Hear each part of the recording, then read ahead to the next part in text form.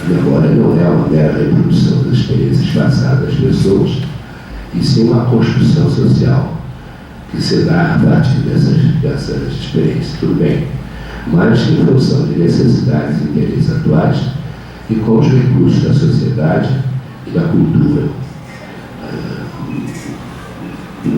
Memória, então, na nossa psicologia social, na sociologia da memória também, seria isso aqui, uma construção social, essa importância. Aqui uma especulação que eu acrescentei. Quais são os níveis que estão enfatizados aí? Então, no nível 1 e 2 já estariam implícitos, o 3 e o 4, né? O nível posicional, né? Interação de pessoas com posições, inserções sociais diferentes, e o nível biológico, é o que está se querendo que os estudos de memória contemplem com esse primeiro pressuposto. O segundo é de ordem não sociologista, né? Diz: a memória é social, histórica e culturalmente condicionada. Mas quem se lembra e se esquece são as pessoas que participam de uma dada sociedade, período histórico ou configuração cultural. Isso até mesmo o Almaty diz: sim, quem lembra e esquece são as pessoas. Afirma isso, tem que afirmar, mas é claro que na sua teorização ele sai daí para propor uma memória coletiva que seria a verdadeira memória. As memórias individuais, sem pontos de vista de memória coletiva, seriam memórias individuais seriam determinadas pela memória coletiva, mas ele afirma que quem se lembra e esquece somos nós mesmos. Aí ele enfatiza o nível 1 e 2, né? O nível posicional e o nível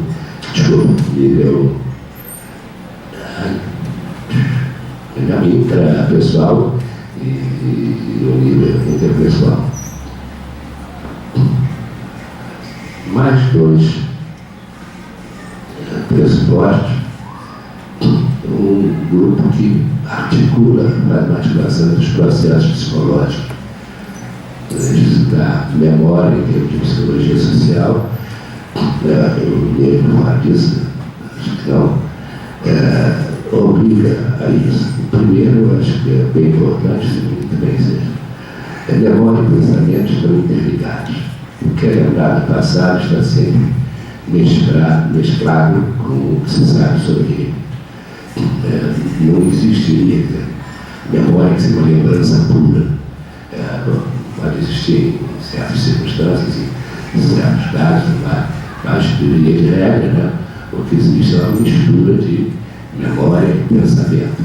Até mesmo porque quando nós relatamos uma lembrança, fazemos uso já do pensamento em termos das normas sociais, culturais, que nós seguimos para explicar aquele relato. Também, muitas vezes a gente pode não se lembrar muito exatamente de alguma coisa, mas sabe que aquilo aconteceu e sabe que costuma acontecer de certa maneira.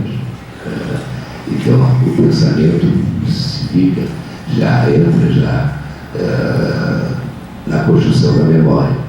Há outros exemplos, sim, mas acho que dá para ficar garantido por aqui já. E o outro é contra a emoção, sentimento e motivação, que são determinantes, ou então parte determinante das versões do passado, construídas pela memória. Os dois principais autores, Almaty e Adams, também enfatizam isso, usando principalmente o termo sentimentos. Sentimentos está nos dois. É o motor, da memória, não existiria memória sem sentimento. E isso vai ser um pouco explorado aqui pelo, acho que Rafael e Adriano.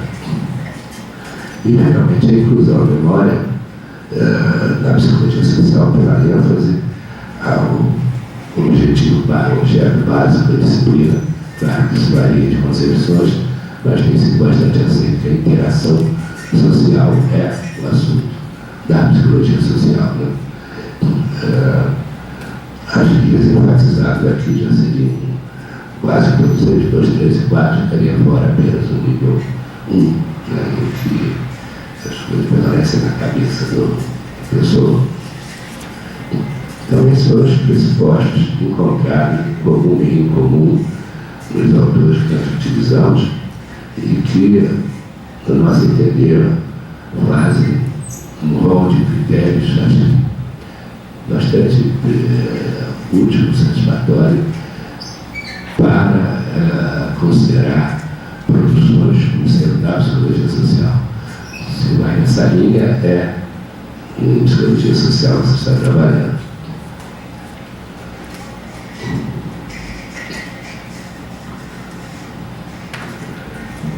Bom, eu... Desculpa, assim... Bom, tem uma brincadeira aí. Mas é para apresentar essa conclusão que é parcial, mas ela vai ser mantida, na verdade.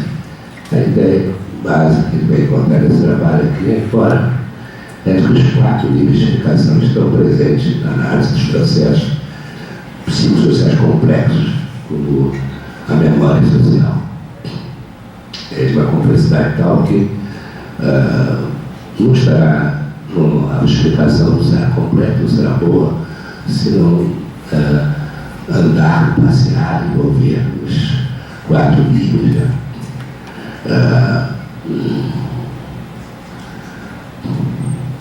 Bom, uma brincadeira aí com o holismo, né?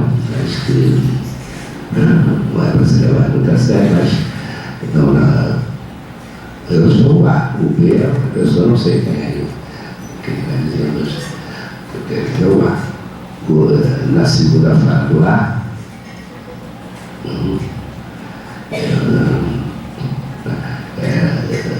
está se propondo que os 4 níveis devem ser considerados na análise dos fenômenos complexos e circunstanciais da memória e da sociedade. Essa análise não é para ser pensada em termos de uso dos 4 níveis, que é uma aplicação desse tipo. Bom, esse episódio de memória social analisando, ele é do tipo, existe explicação nível 1, ou então do nível 2, nível 3, nível 4.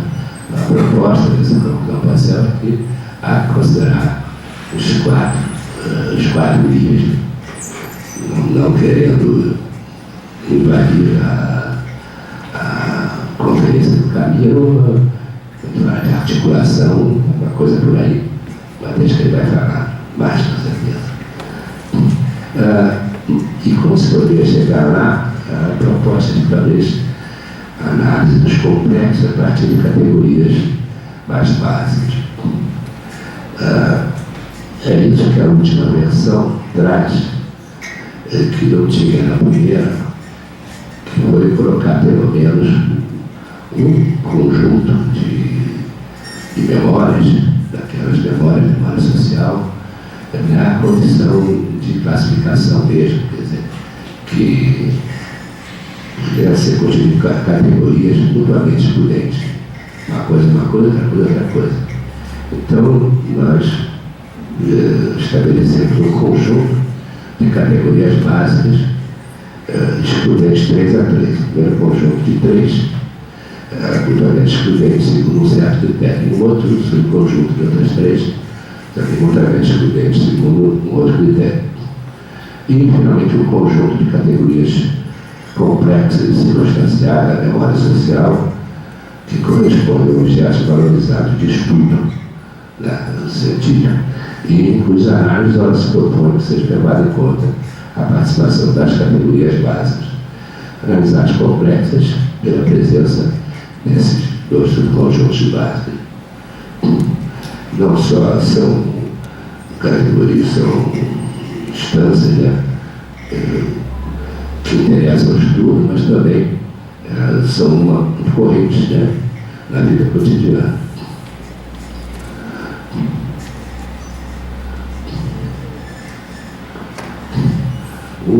primeiro subconjunto de memórias básicas mutuamente excludentes,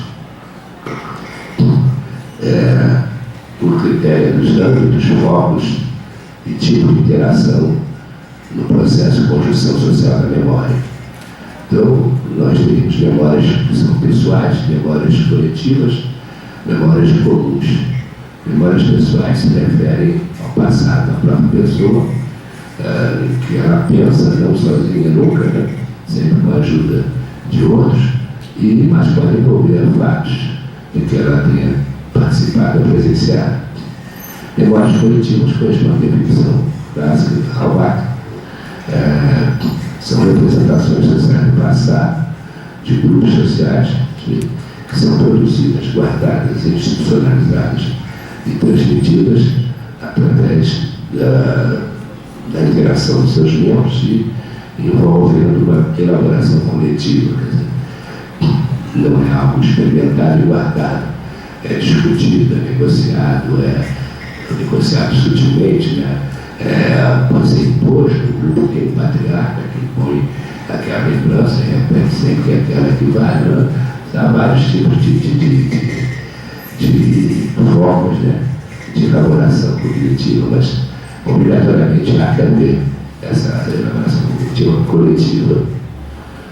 E as memórias comuns são formadas por pessoas que são expostas aos mesmos fatos e informações e por isso acabam por desguardar as mesmas lembranças, embora não cheguem a elaborá-las coletivamente. No caso dos fatos que têm evidenciados via televisão, são um bom exemplo, cada um em casa, na sua poltrona, e recebe o mesmo impacto, tem o mesmo tipo de informação e guarda a mesma lembrança, principalmente que ela tem a qualidade de imagem, né, que a televisão traz, então guardam todos essa mesma lembrança. E, como Jefferson diz, é cada vez mais importante essa categoria na vida social. No segundo subconjunto, o critério é da expressão ou os suportes ou recursos da memória, da construção da memória. Sendo memórias orais, memórias documentais e memórias práticas. Memórias orais que se sustentam basicamente por relatos discursivos ou pela remuneração implícita, com quase nenhum apoio em recursos exteriorizados da memória. Nada de escrito, nada de registrado de alguma maneira, e sim só o falado e o rememorado internamente. Memórias orais que tanto estudado pela história oral. As memórias documentais sempre têm por base registros materiais, de documentos, que incluem vários tipos de inscrição, né? Documentos históricos, propriamente dito, mas também bibliotecas, museus, monumentos. Na nossa pesquisa de memória histórica, nós utilizamos também como documentos livros didáticos e a mídia também. São suportes da memória exteriorizados, né? Um tipo de inscrição que nós usamos como base da memória.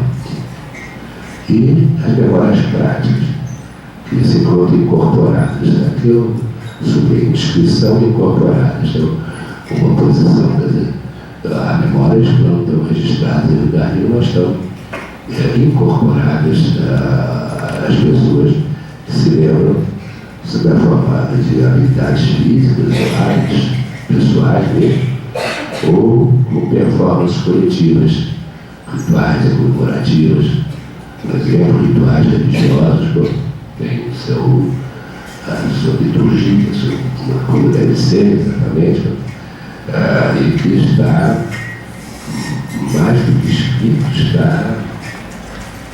intimamente fixado na pessoa, segundo o Coelho.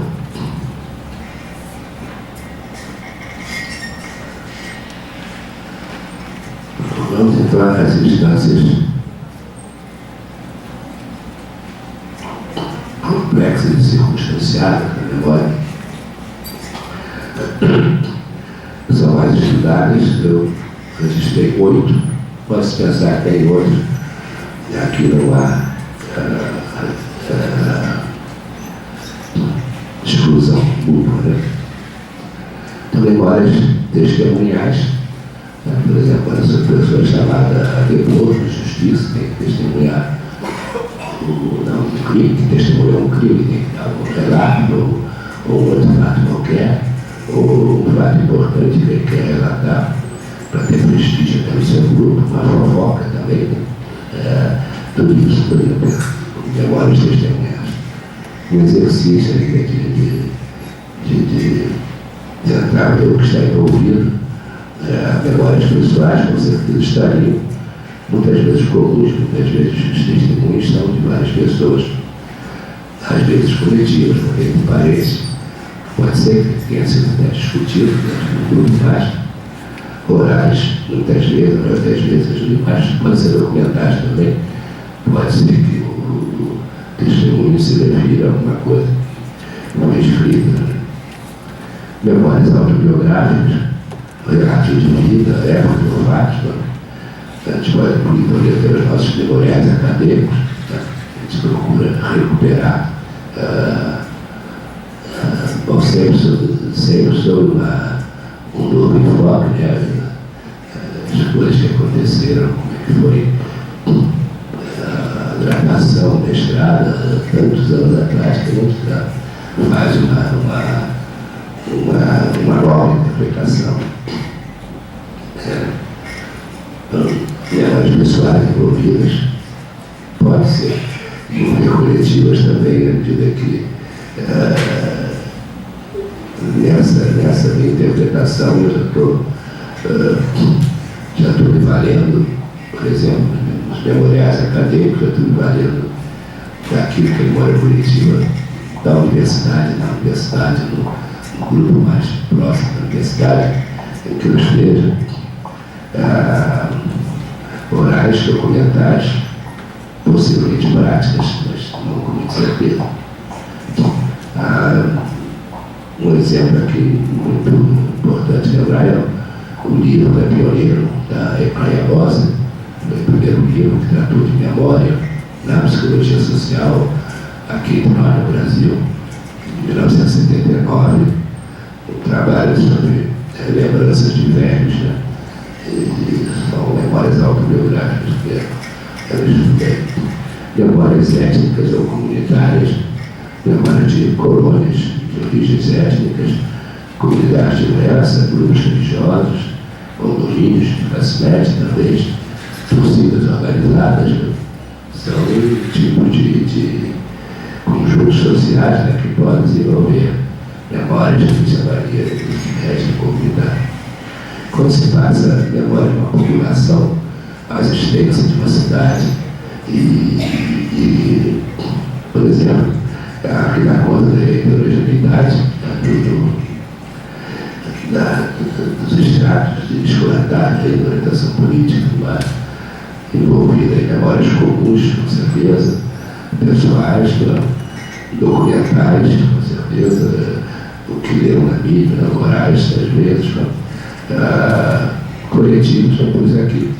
Porque a ideia coletiva tem que ser elaborada, né, pelo grupo, pensada, discutida, negociada, numa população, num extrato populacional de uma cidade grande, mas isso não acontece. Lá como ter aí uma memória coletiva autenticamente produzida. Vamos mais rápido aqui para o restante das complexas memórias públicas ou políticas. A ideia de que nas discussões políticas a referência ao passado sempre existe, é obrigatória.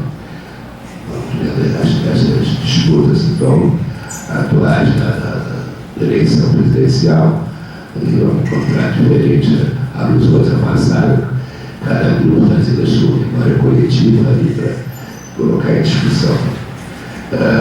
Todas as memórias básicas delas parecem estar envolvidas.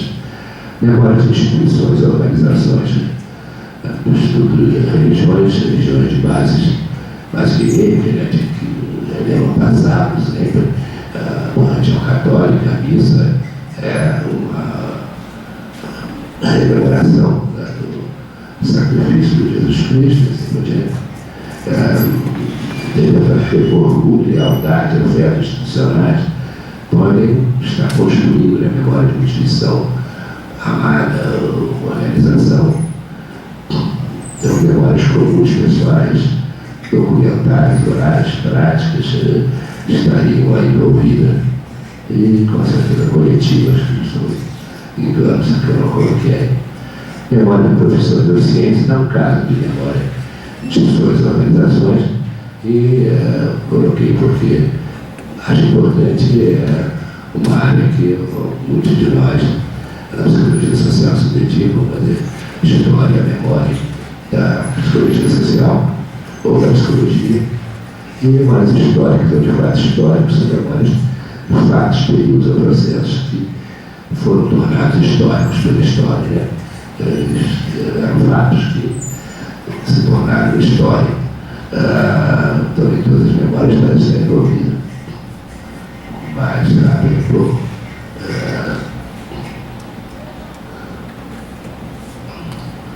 Aqui no exercício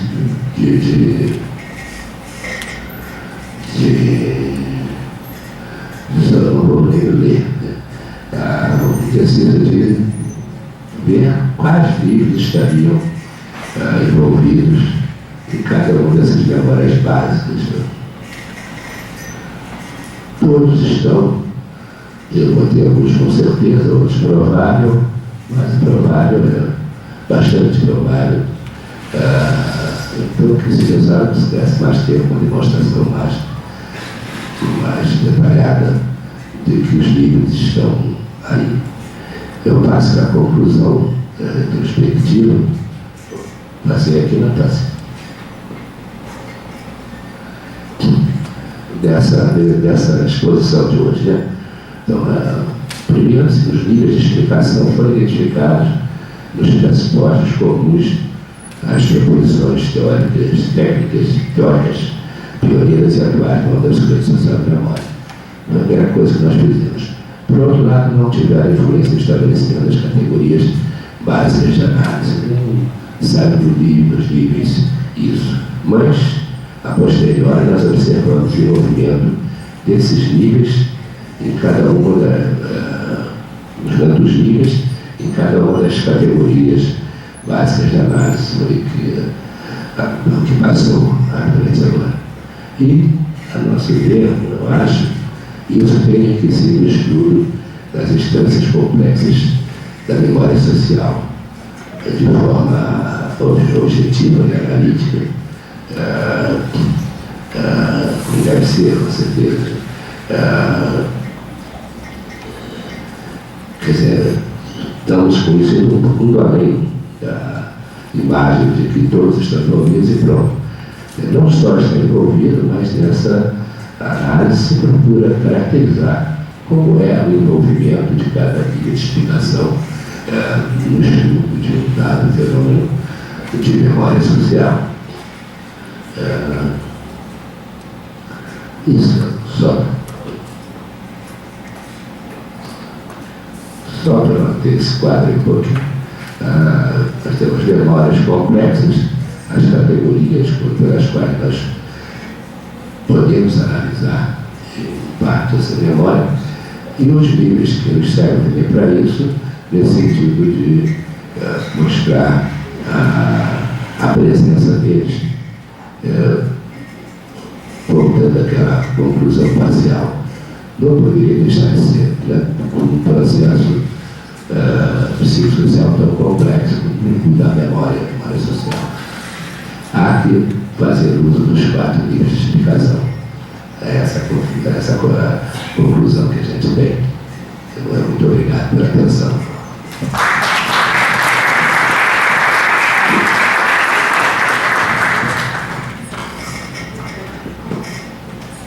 Não controlei muito meu tempo, mas vamos ver se a gente consegue avançar. Professor Adriano.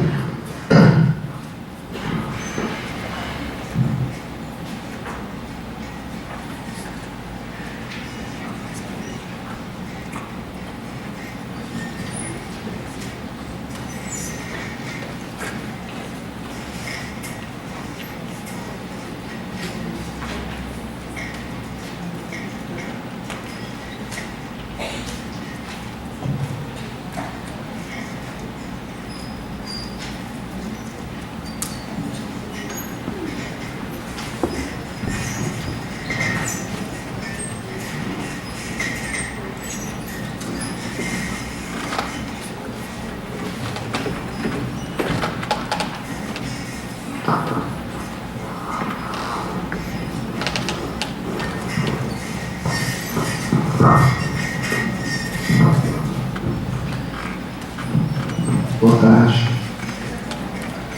Eu quero primeiro agradecer a Dalila, ao Marcos e a Raquel pela organização do evento, pela proposição da mesa, e quero agradecer ao Celso pelo convite. Estou muito feliz e honrado por estar nessa mesa com o Celso e com o Rafael.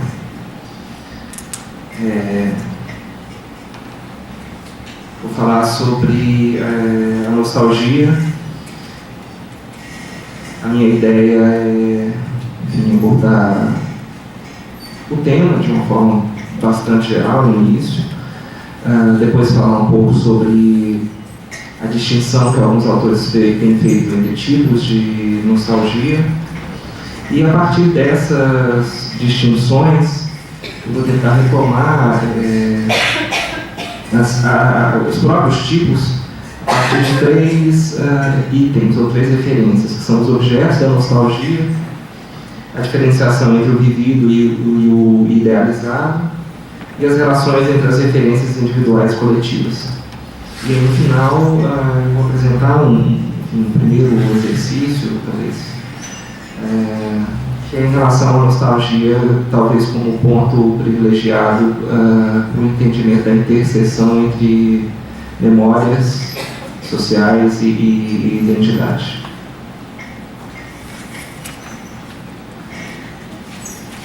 Então, as informações introdutórias: o termo nostalgia surge em 1688.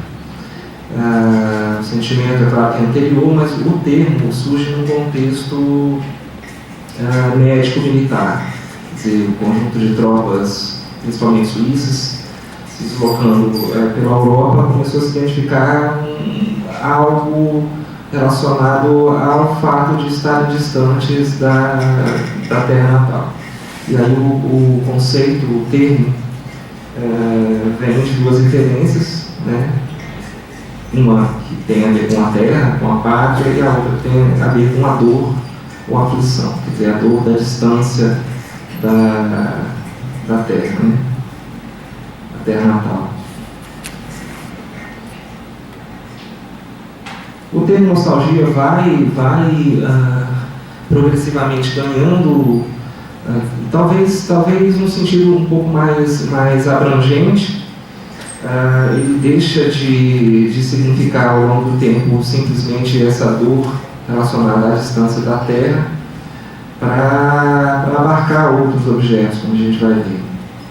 E aí, mais recentemente, a gente considera a nostalgia e tem a situação como um sentimento difuso relacionado à perda de um objeto inicial de desejo e ao seu deslocamento espacial e temporal. De uma forma bastante geral, hoje em dia a nostalgia tem sido avaliada, percebida de duas formas bastante diferentes, vamos dizer assim. Ainda há um conjunto grande de autores que consideram o sentimento nostálgico como característico de uma cristalização do passado, de um imobilismo, de algo que precisa ser superado. Mas também há um outro conjunto de autores que consideram a nostalgia como uma espécie de estratégia de defesa, de manutenção da identidade grupal, quer dizer, em contextos de rápida mudança, de acelerada alteração no próprio cotidiano, inclusive das relações, aparece o sentimento nostálgico como uma maneira de tentar garantir uma certa estabilidade, uma certa manutenção de alguns traços, né, do grupo.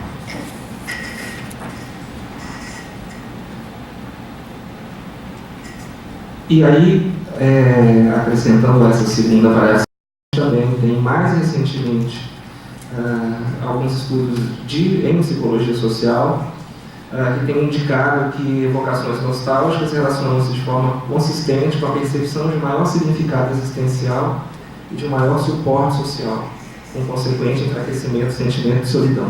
Então, a nostalgia mais recentemente vem sendo alvo de alguns estudos que têm mostrado que ela não é tão negativa quanto sempre se pensou. Em certo sentido, ela pode servir até como protetora nessa questão do suporte social, de uma manutenção do significado existencial, etc.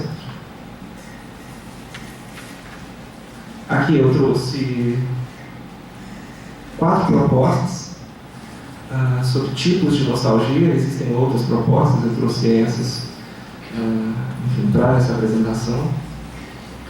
A gente tem essa primeira proposta, que é a distinção entre uma nostalgia privada e uma nostalgia pública. Então, a nostalgia privada seria a nostalgia da própria infância ou juventude, e a nostalgia pública, nessa proposta, é a nostalgia de um determinado período histórico. Eu tentei fazer aí um exercício e uma relação com os níveis de análise, e aí considerei o que é mais evidente, vamos dizer assim, seria mais evidente. Então, na nostalgia privada, a gente teria o nível 1, na nostalgia pública também o nível 1, o nível 3 e o nível 4. A segunda proposta é uma que diferencia a nostalgia existencial, que é uma nostalgia relacionada à busca de autenticidade pessoal e a procura por objetos familiares, estaria no nível 1. De uma nostalgia recreativa, que aí é onde não há idealização do passado, os objetos antigos são considerados curiosidades, entretenimento, quer dizer, uma simples questão de recreação, de diversão. O passado é algo interessante. Ela estaria no nível 1, no nível 3 e no nível 4. A terceira proposição diferencia a nostalgia pessoal, que é a idealização de um passado pessoal, independente desse passado ter sido feliz ou não, no nível 1. De uma nostalgia histórica, que é o desejo de retorno a um tempo considerado superior, que antecedeu o próprio nascimento da audiência. Aqui não há a idealização de um passado histórico. E aí eu considerei como mais claramente relacionada aos níveis 3 e 4. E a última diferenciação é entre uma nostalgia real, que está relacionada ao passado pessoal, do qual o sujeito possui recordações vívidas, claramente no nível 1, de uma nostalgia vicária, que está relacionada ao passado, abre aspas, do qual a experiência indireta pode ser lembrada através dos olhos e histórias de alguém amado, no nível 3, de uma nostalgia coletiva, que está relacionada a um passado que representa uma cultura, um povo, uma geração, uma nação, e aí no nível 4. Então, a partir de agora, eu vou abordar aquelas 3 referências que eu tinha dito lá, considerando essas distinções que eu acabei de apresentar. Então, a primeira referência está relacionada aos objetos da nostalgia.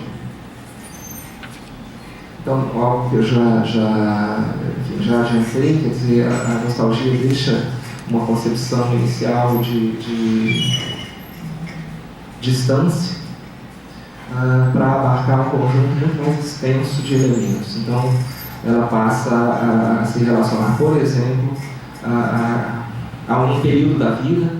Então, se fala em nostalgia da infância, nostalgia da juventude.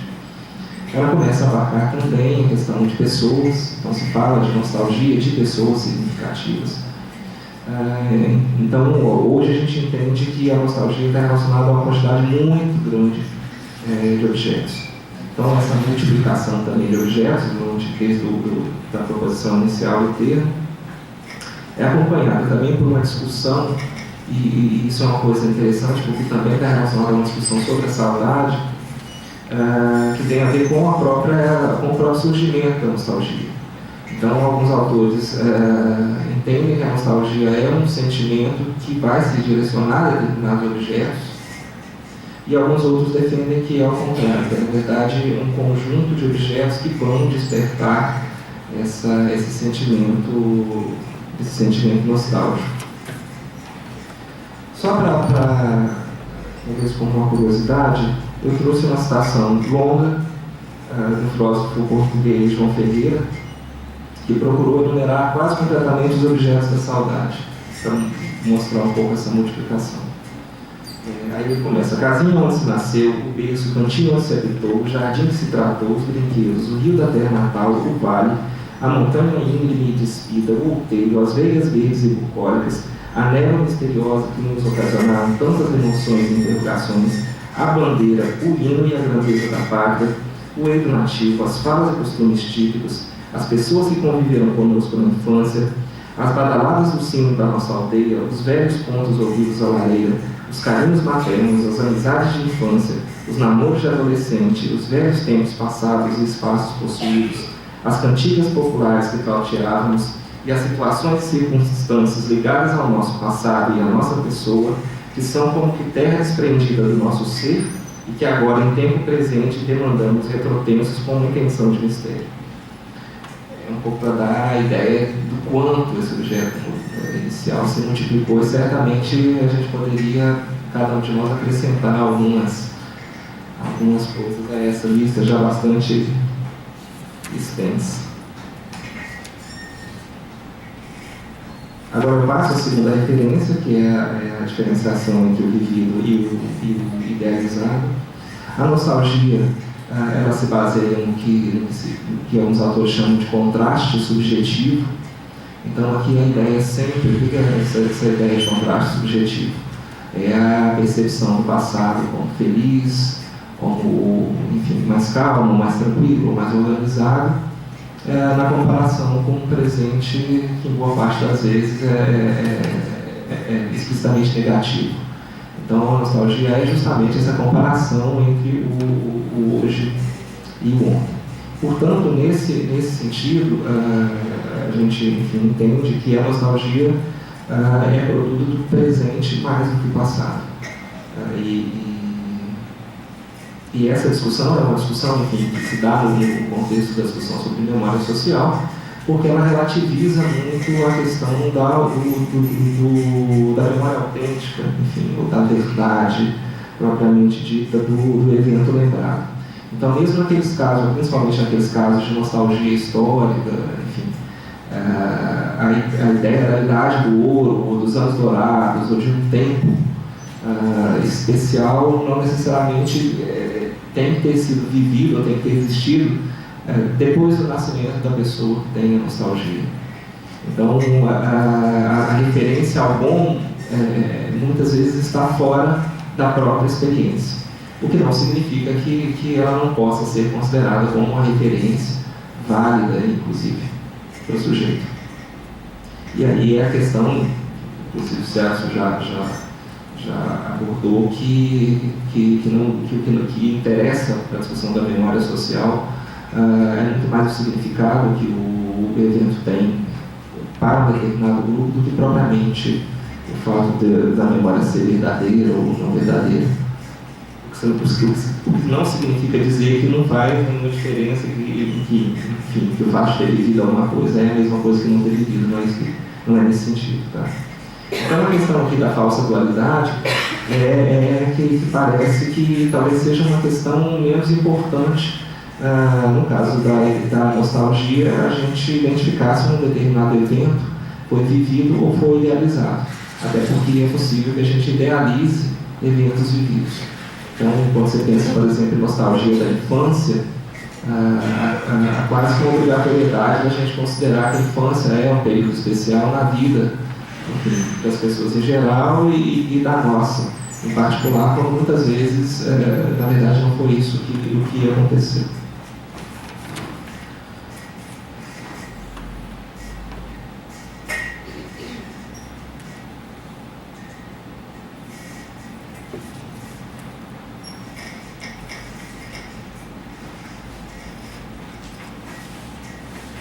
Aí a terceira são as relações entre as referências individuais e coletivas.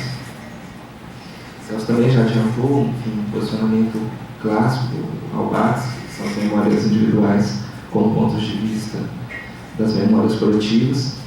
A questão aqui da discussão da nostalgia,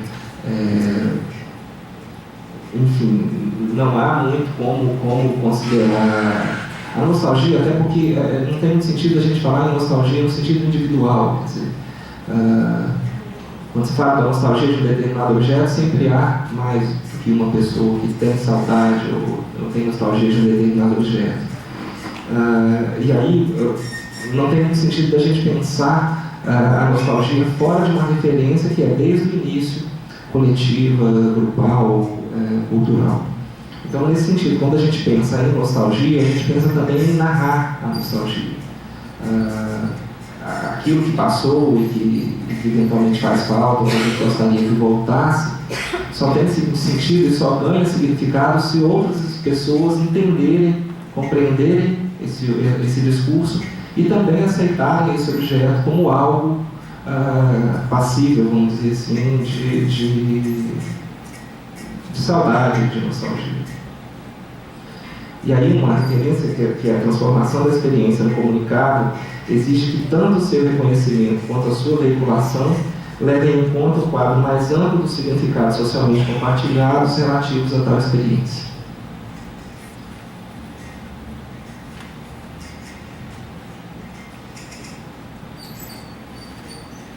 E aí, por fim, uma espécie de exercício, tentando pensar a nostalgia aí como ponto de interseção entre memória e identidade.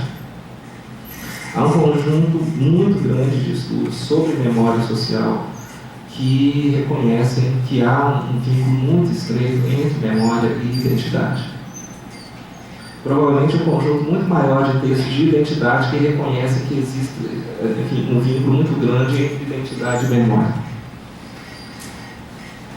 E aí a ideia, na geral, ainda que a relação entre memória social e identidade seja permeada por não equivalências ou por contradições, é inegável que a recordação, pelo processo de comparação, provê aos sujeitos e grupos sociais uma percepção de continuidade dos traços significativos, da qual depende a própria possibilidade de identificação. Então, a ideia é que a própria identificação exige a percepção de um conjunto de referências que se mantém. Então, nesse sentido, a identidade precisa da memória. E, com relação à memória, quer dizer, a própria organização das recordações exige um princípio de unidade, ou exige um sentido de unidade, que parece que é concedido pela questão da identidade. Com relação específica a essa questão da percepção da continuidade dos traços,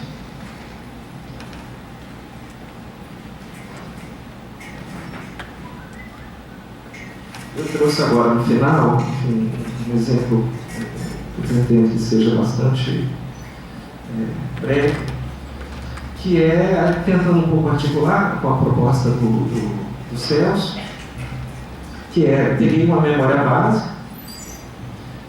no caso das memórias comuns, daí dos níveis 1, 3 e 4, também relacionando a um conjunto de memórias complexas, que são autobiográficas, testemunhais, para tentar falar um pouco mais sobre um caso específico, que é a nostalgia dos anos 80. Tem uma proposta aí, pensando na questão das memórias comuns, que identifica, ou que propõe que existem ondas, o autor, que é o Davis, chama de ondas nostálgicas. Então ele vai dizer que a nostalgia dos anos 70 foi precedida por uma nostalgia dos anos 60, dos anos 50, e que isso é uma coisa que é realmente cíclica. Daqui a pouco as pessoas vão estar falando de nostalgia dos anos 90, se é que já não começaram a falar, e aí a coisa segue. Por que isso talvez seja interessante de ser discutido? Porque quando a gente pega um caso específico, ou uma nostalgia específica, que no caso é a nostalgia dos anos 80, a gente consegue desdobrar talvez a necessidade de algumas diferentes abordagens ou de algumas diferentes contribuições para se entender essa nostalgia dos anos 80. Então essa avaliação poderia ser, desde se pensar a nostalgia dos anos 80 no nível das memórias autobiográficas, ou seja, que cada um de nós que viveu esse período guarda dele e na verdade, incorporou dele como própria narrativa de vida. Mas tem um outro elemento também que é interessante, que aí é a relação da própria mídia, no caso lá das memórias da questão documental, com a produção de uma determinada nostalgia, que é a nostalgia dos anos 80. Então, no caso dessa nostalgia específica, talvez seja, com essa força, a primeira vez em que a mídia fornece elementos para que a gente possa recordar. A mídia em si, ela vira objeto da nostalgia. Ela vira objeto de consumo, para relacionar com a questão de baixo. Então, talvez seja a primeira vez em que a gente tenha, com relação à cultura, por exemplo, não só a disponibilização de coletâneas, mas a disponibilização de vários filmes, de séries da década de 80. E mais do que isso, quase tudo isso está disponível no YouTube. Então, esses momentos em que a gente sente uma certa nostalgia ou quer se lembrar um pouco do passado, eles são muito mais acessíveis. Tá? E aí, vinculando com a questão de baixo, que é a questão da nostalgia e consumo, e aí pensando na questão do consumo individual, e aqui eu acho que vale a pena fazer uma referência, boa parte dos estudos sobre nostalgia, principalmente nos Estados Unidos, são relacionados à nostalgia e consumo, a relação entre nostalgia e consumo. Quer dizer, eles claramente estão preocupados em identificar como é possível fomentar o consumo dessas, no caso, pessoas nostálgicas, vamos dizer assim. Então a gente tem também, com relação à nostalgia dos anos 80, uma disponibilização grande de produtos dos anos 80. Tênis, os tênis que os nossos alunos usam hoje são os mesmos que a gente usava na década de 80, esse All-Star de lona, né? Então, isso é para mostrar um pouco como é que os anos 80, por exemplo, a nostalgia dos anos 80 pode ser abordada de diferentes perspectivas e, consequentemente, de diferentes níveis.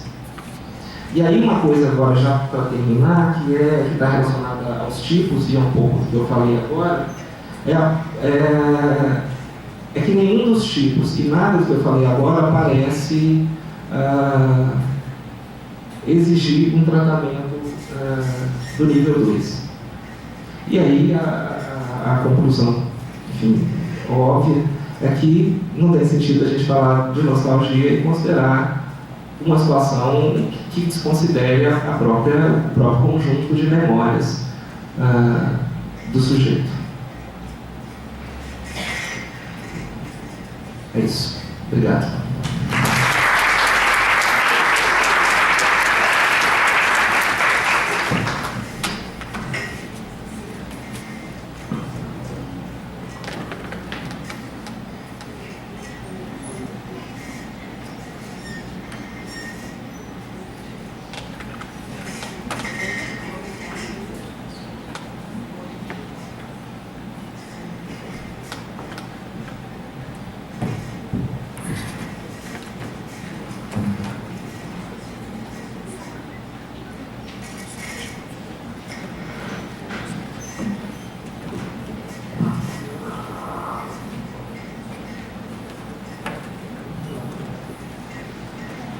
Boa tarde a todos. Posso? Para ouvir agora? Boa tarde a todos. Gostaria de agradecer a organização pelo convite. Também ao professor Celso por ter me dado a oportunidade de falar aqui. Ele até fez um desafio, que eu falarei daqui a pouco. E estou feliz de estar aqui também com o meu querido amigo Adriano. Já é a nossa quarta mesa juntos, né? Bom, o que falarei hoje? Mais especificamente de duas teorizações, né, ou duas formas de ver a explicação em psicologia social e a ideologia. Uma de William Gwas, que dividiu as explicações em 4 níveis de análise, as explicações da psicologia social em 4 níveis de análise. E outra, aí veio o desafio que o Celso me pediu para tentar comparar, juntar, articular com a arquitetura do pensamento social. E, a meu ver, chegaremos a essa conclusão aqui, que pode ou não ser compartilhada, é que a gente acaba tendo visões diferentes, em função do olhar do William Gwas com 4 níveis de análise, ou do Michel-Louis Rouquet, da arquitetura do pensamento social, porque ela já explica os níveis mais individualizantes pelo nível ideológico, ou seja, a ideologia ela determina os 2 outros níveis, ou seja, não é uma simples questão de articulação de determinismo. Eu pegaria aqui, quase como um exemplo, no sentido intelectual pequeno, o caso em si que nos interessa, assim a lógica do afeto e memória, tá? De como a ideologia vai servir como quadro de conotação. Conotação no sentido de que o que lembramos é ruim ou é bom, é prazeroso ou gera desgosto.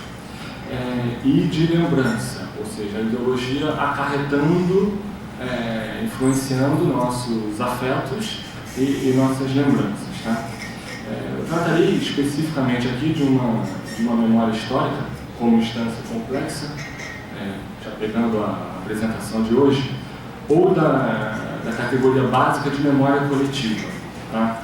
Mais especificamente, chegaremos lá daqui a uns 10, 15 minutos, sobre a memória do regime militar de Getúlio Vargas para estudantes universitários. Então, sobre essa primeira questão da memória e do afeto, isso já é bastante estudado. Hallvarks e Bartlett já falavam da relação do sentimento, especificamente com a memória. Bartlett dizia que o sentimento faz com que a gente se lembre das coisas, nos leva a querer rememorar, ou até mesmo guia a memória. E como ele dizia, adequamos o que notamos e o que lembramos ao nosso sentimento em relação ao objeto. Tá? Hallvarks também salientou a importância da dimensão afetiva. Então poderíamos dizer que todo objeto de representação ou de memória gera uma apreciação afetiva. Tá? O objeto pode ser considerado bom, pode ser considerado como ruim, estimável, condenável, atraente ou repulsivo, repelente. Em alguns casos extremos e para alguns grupos, essa avaliação afetiva ela é maximizada. Existe um ódio ou um amor em relação ao objeto. Tá? Existe uma velha máxima de que quando entra o afeto, a razão sai. Não é bem isso que eu compartilho. Eu acredito que em alguns casos temos afeto e ao mesmo tempo conseguimos ter muito conhecimento sobre o objeto. Eu não vou falar sobre isso, mas eu penso, por exemplo, na relação de pescadores com a pesca, ou de agricultores com a terra. Existe muito afeto envolvido, mas ao mesmo tempo existe um grau de conhecimento elevadíssimo. Quer dizer que um não excluiria o outro, o que nos deixaria, hipoteticamente, simplificando, numa situação de quatro casas. Tá? Podemos dicotomizar, imaginar objetos onde os sujeitos têm um nível de conhecimento elevadíssimo e outro onde há um nível de conhecimento extremamente baixo. Podemos fazer a mesma coisa com o nível de afeto que esse objeto levanta. Pode ser elevadíssimo, como pode ser quase nulo. E o exemplo que eu citei dos agricultores seria, então, o objeto afetivo e cognitivo, ou dos pescadores. Então, numa visão clássica, e já bastante antiga, poderíamos até citar os trabalhos de Bartlett aqui. A relação do afeto com a memória era do afeto como um guia das lembranças. Eu vou usar uma definição que é posterior ao Bartlett, vou chamar de lembrança aqui, um cognome no sentido de codon, uma unidade de pensamento básica, trazido pela ativação espontânea ou forçada do passado. Tá? Então, também se pensarmos no primeiro nível de explicação do ASA, poderíamos afirmar que o afeto das pessoas gerencia suas recordações, e existem inúmeros estudos que falam sobre essa questão. Então, eu vou pegar um exemplo clássico de Alport e Postman, tá? sobre os rumores, os boatos. Existem várias versões com diferentes imagens. O trabalho dele era relativamente simples. Ele apresentava essa imagem a um sujeito. Esse sujeito ficava algum tempo olhando para a imagem e descrevia o que viu para alguém, para um segundo sujeito. Esse segundo sujeito fazia a mesma coisa, relatava a uma terceira pessoa o que ouviu do primeiro sujeito. E assim por diante. Tá? Na maior parte dos casos, a partir da sétima pessoa, a mensagem já se estabilizava, e vocês devem imaginar que entre nova-iorquinos no meio dos anos 40, o senhor que é branco, que está extremamente agressivo frente a um senhor negro, Vocês já podem imaginar o tipo de transformação que ocorria. Tipicamente, existe uma senhora ali com um bebê, ela era agredida, ou o homem negro tentava furtar alguém. Histórias desse tipo apareciam no fim. Ou seja, havia uma redução da informação e uma transformação da mensagem. Isso é um caso típico de visão onde o afeto guia a lembrança, tá? Ou seja, essa repulsa que o homem negro gerava nesses sujeitos fazia com que a informação se transformasse em algo diferente, tá? Se reduzisse e se transformasse em algo diferente. Então, é tipicamente uma das explicações dos primeiros níveis, se pegarmos o famoso texto do William Blass. O primeiro nível, ou seja, por razões cognitivas, mas também por razões interpessoais, ou seja, é quase impossível afirmar que o último sujeito transformou a mensagem sozinho, porque ele também recebia uma mensagem transformada. Ou seja, as relações interpessoais, a comunicação interpessoal também influenciou muito nessa transformação da mensagem. Hoje em dia isso se encontra, ou trabalhos nessa linha se encontram nos estudos de Chaikin sobre o tratamento sistemático versus heurístico da informação. Existem trabalhos que buscam estudar a influência do afeto na forma como vamos lidar com a informação, se ela é uma forma sistemática ou se vamos buscar simplificações para lidar com a informação. Ou seja, o afeto guiaria a forma de se tratar a lembrança e, em última instância, a ativação de lembranças e a memória em si. Uma outra linha de trabalhos tratam muito da conotação da lembrança. Tá? Eu penso no caso de Flashbulb Memories, de Brown e Kulik. Tá? A Ana Maria de Rosa é o exemplo das Torres Gêmeas como caso de memórias flash, não soube como traduzimos, mas são memórias flash atuais. Eu tive dificuldade em encontrar um exemplo de memória flash aqui no Brasil, ou seja, essa memória onde temos a imagem presente, vigente em nossas mentes. E o Adriano acabou de me lembrar da morte do Ayrton Senna. Tá? Acho que muitos temos aquela imagem, pelo menos eu tenho a imagem daquela famosa curva, Tamborello e a Williams do Ayrton Senna, que não entra na curva e vai reto. E aqueles 10, 15 minutos trágicos onde não sabíamos do que ocorria. Talvez fosse um caso nacional. Brown e Kulik e outros autores, como Penn Baker e Basanik, tratam, obviamente, de exemplos americanos. Por exemplo, a morte de John Kennedy se transformou numa memória de tipo flash. Então, o que eles afirmam, a conotação da lembrança é essencial na memória. Quase todos os americanos se recordam do que ocorreu ali no Texas, no assassinato ou das Torres Gêmeas. Isso até foi se transformando como haviam quadros sociais na memória, no sentido de Alvax.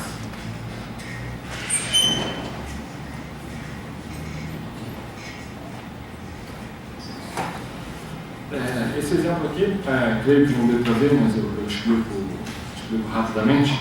É um exemplo de Penn Baker e Basanik sobre o terremoto em São Francisco, e ele demonstra que o terremoto foi afetivamente marcante para os habitantes de São Francisco. Ele mostra, a gente vê no gráfico que está muito alto lá em cima, são os primeiros dias após o terremoto. Ele diz que as pessoas falam muito nos primeiros dias, pensam muito no evento, e com o tempo aquilo vai baixando. O mesmo ocorreu para o início da guerra no Iraque. Tá? Ou seja, o evento afetivo e a conotação da lembrança acabam marcando a memória, porque forçam as pessoas a falarem sobre isso. Dá vontade às pessoas de compartilharem o que estão sentindo, e aquele evento então fica marcado na memória. Então, são exemplos clássicos dessa relação entre afeto e memória, e tentarei apresentar a visão do Lukács, que é um pouco é um pouco diferente, até porque ele teria, com a arquitetura do pensamento social, uma explicação mais ideológica. Então, o que seria essa arquitetura do princípio social, do pensamento social? Primeiramente, temos que ter em mente os dois princípios de sua construção. Os dois princípios são a variabilidade inter e intraindividual do que se é pensado, e depois o grau de contingência ou de generalidade do que se é pensado, do objeto pensado. Então, o primeiro princípio da variabilidade do que se é lembrado, ele cita o exemplo das representações coletivas, ou seja, essas representações que são compartilhadas por quase todos dentro de uma sociedade, frequentemente duram gerações. Ou seja, não há muita variabilidade intra-individual, o mesmo indivíduo oscilando com seu pensamento, ou interindividual, as pessoas compartilham dessas ideias. E esse é o primeiro princípio da arquitetura. O segundo princípio é relativo ao grau de contingência e generalidade do que se é pensado. Temos no extremo os grandes objetos, por exemplo, a relação homem-natureza. É um objeto extremamente abrangente. Do outro lado, algo extremamente específico seria o pensamento acerca da gestão do lixo na sua própria rua. Tá? E o que ele disse? Esses objetos mais abrangentes são geralmente mais compartilhados, tem uma oscilação menor. Por exemplo, a opinião pública geralmente trata de assuntos e de temas extremamente pontuais, tá? Então ela oscila extremamente. É difícil saber o que ocorrerá, por exemplo, em relação às eleições presidenciais daqui a alguns meses. Se tem um cataclisma, tudo pode mudar em semanas.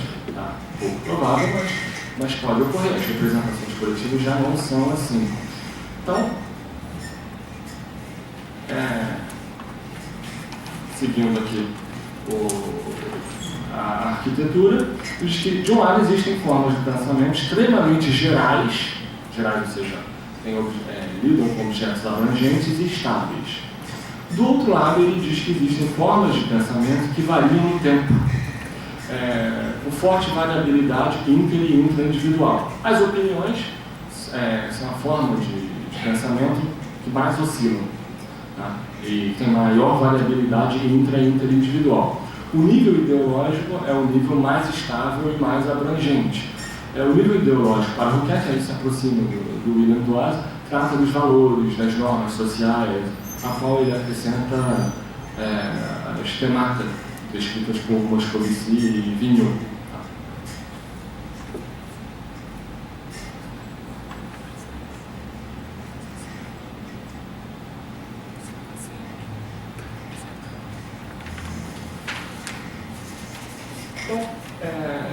No pensamento social existe um efeito dominó das ideologias às opiniões, ou seja, uma mudança ideológica. Se estudamos sociedades ou grupos com normas distintas, veremos que isso leva esses grupos a terem representações distintas, atitudes distintas em relação ao objeto e, em última instância, diferentes opiniões sobre o objeto. Tá? Existem outros trabalhos que mostram que variações representacionais levam a modificações atitudinais, enquanto que modificações atitudinais não levam a variações representacionais, apenas nos trabalhos de Ratot e Tafani. Então poderíamos fazer um paralelo dessa questão do pensamento social com a memória social, principalmente se levarmos em conta a memória social como representação social do passado, que seria a memória coletiva aqui apresentada, onde a memória é intrinsecamente ligada ao pensamento. O que se pensa sobre o passado é ligado ao que se vive hoje, ao que se pensa hoje. Tá? E como o que se pensa hoje, segundo a arquitetura do pensamento social, é extremamente influenciado pelas normas, pelos valores, podemos fazer o paralelo e afirmar que a lembrança do passado será intrinsecamente ligada e influenciada pelos valores e normas e, em última instância, temática da sociedade. Vou pegar esse exemplo para ilustrar como valores podem acarretar uma influência na compreensão que se tem de uma mensagem. O que apresentou a 37 estudantes proposições políticas do Partido Nacional Socialista. Proposições reais. Pegou 8 propostas do NSDA, Partido Nacional Socialista, e apresentou aos estudantes. Sendo que, para 1/3 dos estudantes, ele apresentou essas 8 propostas e dizia que eram propostas de um partido político. Para o outro terço, ele apresentou as propostas e disse que eram propostas do Partido Nacional Socialista. E para o último terço, ele disse que eram propostas do Partido Nazista. Vou só ler 3 exemplos de propostas. Todo cidadão deve ter os mesmos direitos e deveres. Realizaremos um amplo sistema de aposentadoria para os envelhecidos. E o Estado terá parte dos benefícios das grandes empresas. Eram propostas elaboradas por Adolf Hitler e seus acólitos. Tá? Ao associar essas propostas a um partido político, elas foram aceitas por 70% dos sujeitos. Ao apresentar essa etiqueta ao Partido Nacional Socialista, o que teve um resultado semelhante, 70% das respostas, das proposições foram aceitas. Agora, ao associar ao Partido Nazista, aí já mudou tudo. Metade das propostas já foram rejeitadas. Isso ilustra bem o que eu queria dizer, como as normas e os valores vão influenciar na compreensão que a gente tem e no que vamos lembrar. Até para ilustrar esse ponto, eu queria dizer, não é possível lembrar de pontos positivos do nazismo. Esse estudo foi feito na França nos anos 90, foi em 94. Ele foi reproduzido em 2010 e as respostas já não eram as mesmas, já teve uma mudança. Só para dizer, não é possível pensar em pontos positivos do Partido Nazista. O Partido Nacional Socialista não significava nada para esses estudantes franceses. O Partido Nazista não era possível. Por quê? Porque é contra os valores morais. Os valores impediam de ver aquelas propostas como positivos. Tem um exemplo relativamente recente, nos anos 2000, uma apresentadora do Jornal das 8 na Alemanha afirmou: poxa, o Partido Nazista teve uma proposta interessante para as famílias e os idosos. Ela foi mandada embora, tá? Porque isso não era possível na Alemanha dos anos 2000, imagino que hoje ainda não seja possível.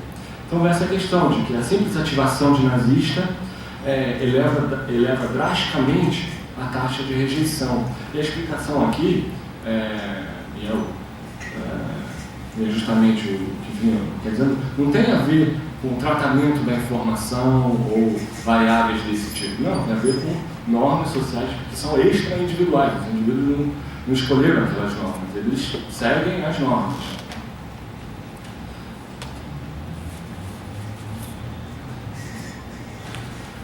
Vou pegar agora o exemplo da memória social, mais especificamente de memórias históricas ligadas ao regime militar e ao governo de Getúlio Vargas, entre estudantes da UERJ. Participaram desse estudo 184 estudantes, onde buscamos primeiramente saber qual era o posicionamento deles em relação ao regime militar e ao governo de Getúlio Vargas.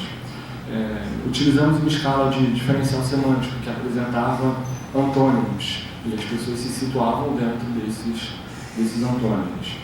Depois os participantes evocavam livremente acerca desses dois objetos e pedíamos para que os participantes informassem se o que eles evocaram era positivo ou negativo. E por último, apresentamos aos participantes eventos ligados aos dois períodos, tá? Para que eles respondessem se aquele evento era característico do período ou não. Só citar alguns exemplos de eventos aqui. Obviamente escolhemos eventos dignos de orgulho e eventos dignos de desprezo. Escolhemos esses eventos a partir de uma revisão bibliográfica em jornais de grande circulação. Digamos, o que era dito sobre o regime militar e o governo de Getúlio Vargas. Por exemplo, eventos dignos de orgulho para Getúlio Vargas teve a consolidação das leis do trabalho.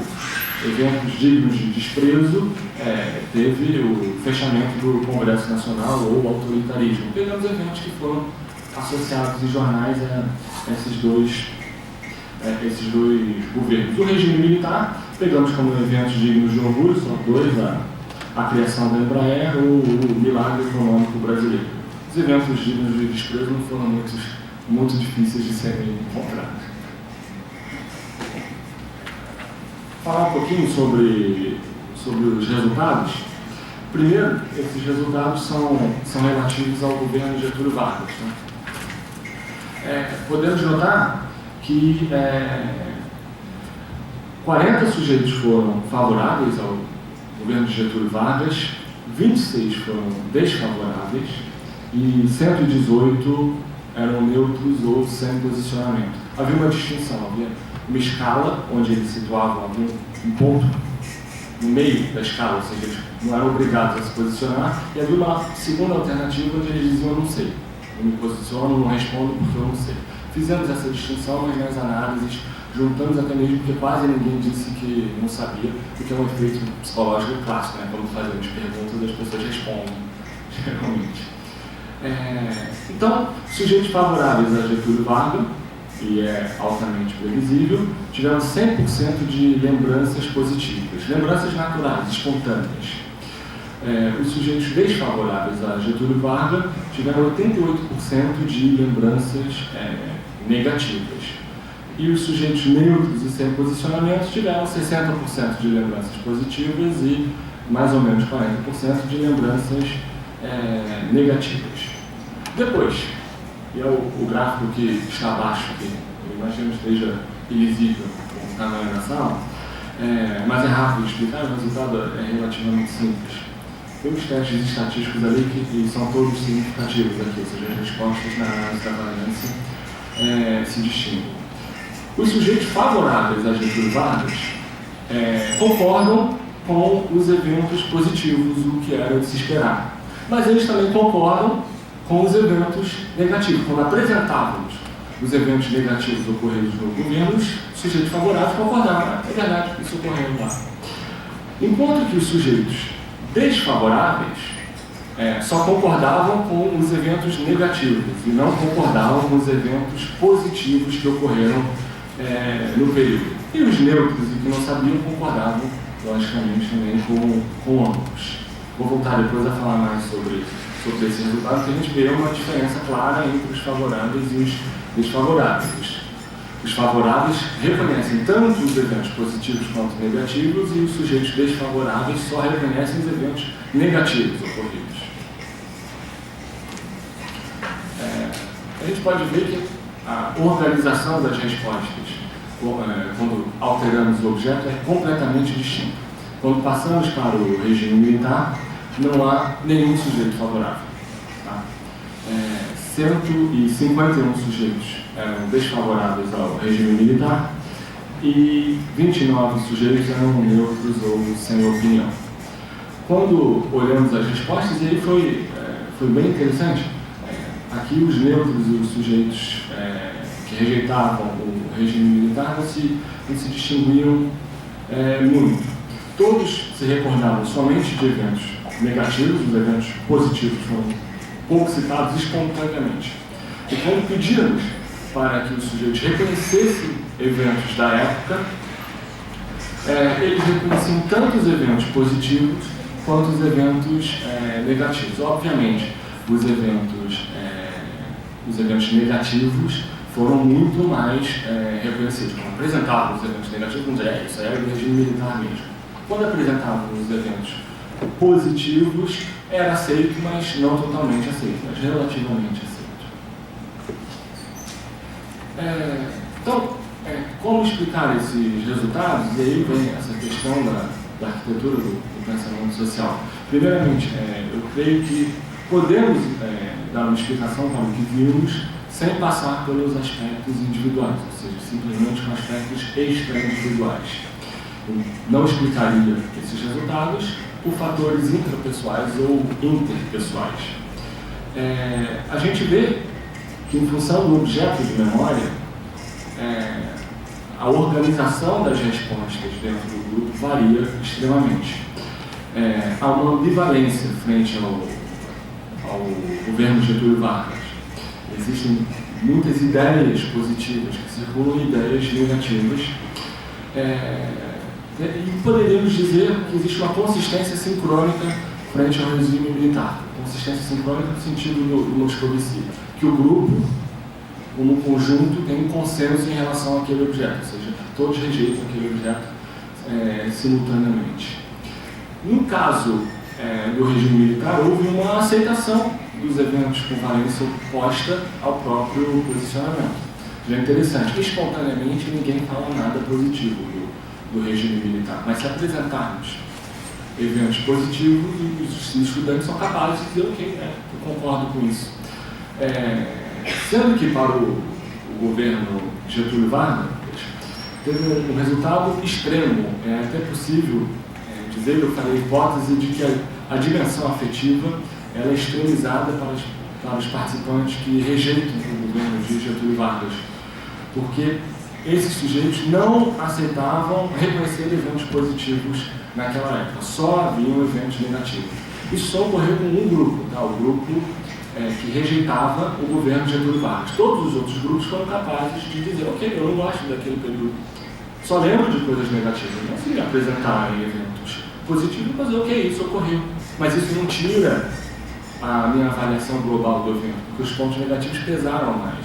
Sendo que os participantes desfavoráveis ao governo de Getúlio Vargas não tinham esse tipo de raciocínio.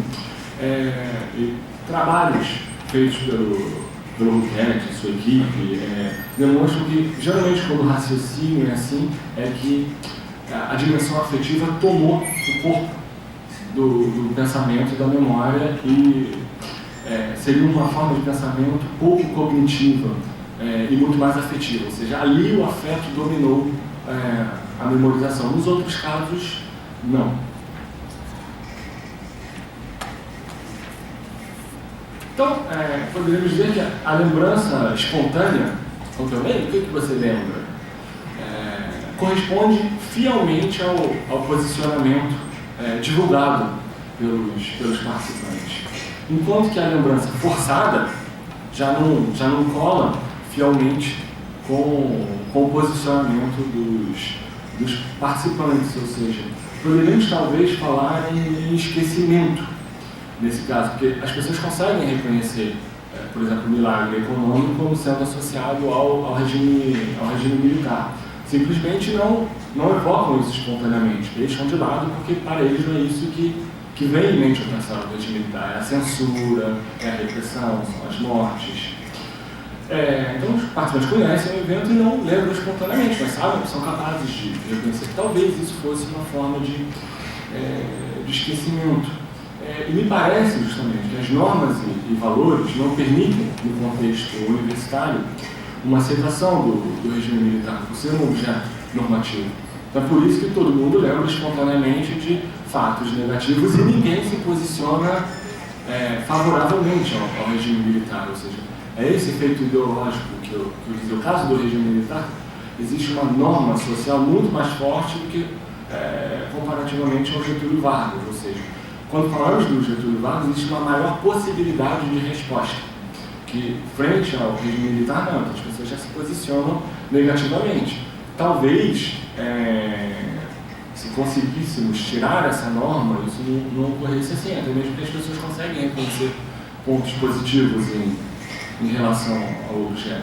Então, o que eu queria salientar aqui é que quando trocamos de objeto, o processo de memória, ele é completamente distinto no meio do grupo. Falamos do mesmo grupo aqui. A memória do regime militar, ela é completamente diferente da memória do governo de Getúlio Vargas, mesmo porque, como vemos no caso, há um certo grau de consensualidade, enquanto que no outro há uma forte ambivalência.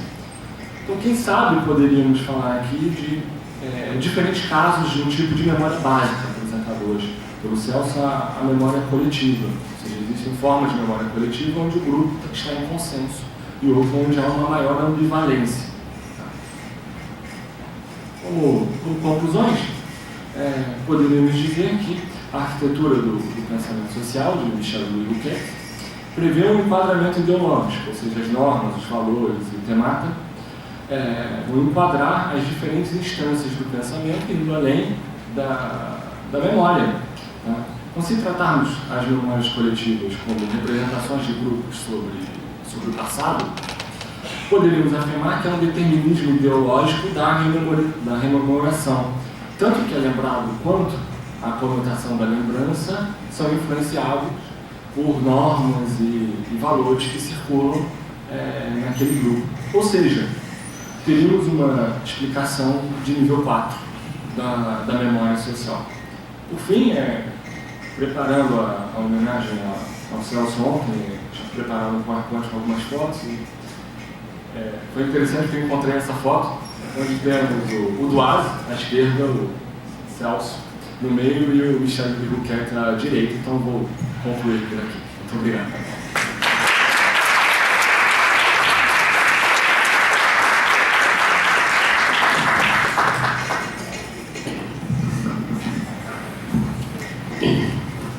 Bom, eu peço muitas desculpas, eu não consegui controlar o meu tempo, também que seja de controlar os dos outros. Nós, um minuto a pergunta, acho que nós ficamos por aqui, acho que é melhor. Mas